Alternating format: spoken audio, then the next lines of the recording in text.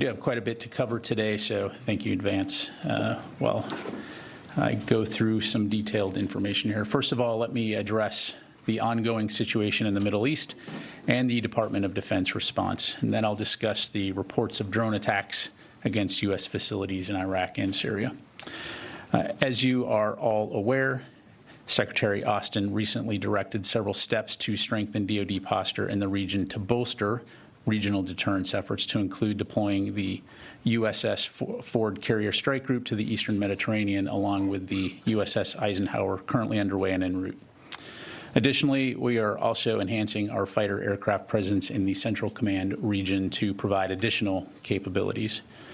By posturing these U.S. naval assets and advanced fighter aircraft in the region, we aim to send a strong message intended to deter a wider conflict, to bolster regional stability, and of course to make it clear that we will protect and defend our national security interests.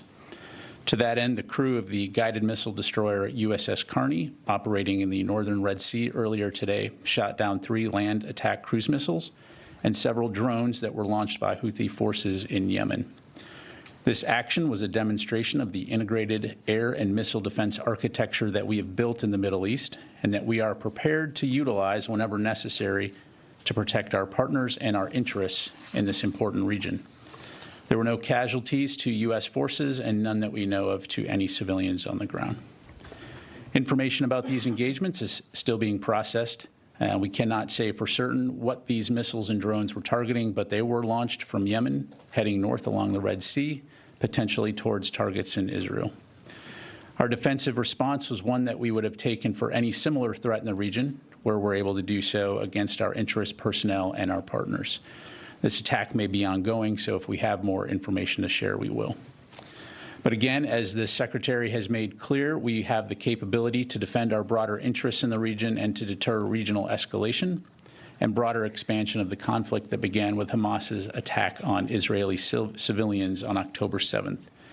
The crew of the Carney did just that, and across the force, we will remain vigilant to any other potential threats. And while I'm on the topic of threats, let me provide an update on the reports of several drone attacks against U.S. facilities in Iraq and Syria. Early yesterday morning, Syria time, October 18th, the At-Ta'f garrison in Syria was targeted by 2 drones. U.S. and coalition forces engaged one drone, destroying it, while the other drone impacted the base, resulting in minor injuries to coalition forces.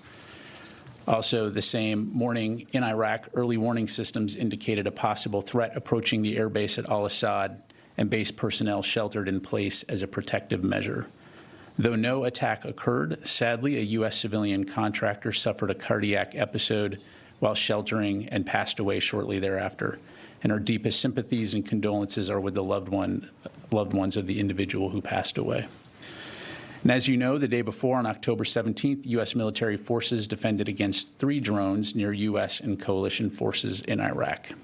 In western Iraq, at al-Assad Air Base, U.S. forces engaged 2 drones, destroying one and damaging the second, resulting in minor injuries to coalition forces.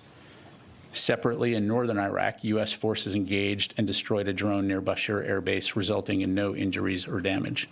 And while I'm not going to forecast any potential response to these attacks, I will say that we will take all necessary actions to defend U.S. and coalition forces against any threat. Any response, should one occur, will come at a time and a manner of our choosing. Now, in light of all of this activity, Secretary Austin continues to actively engage with his counterparts and leaders within the Middle East.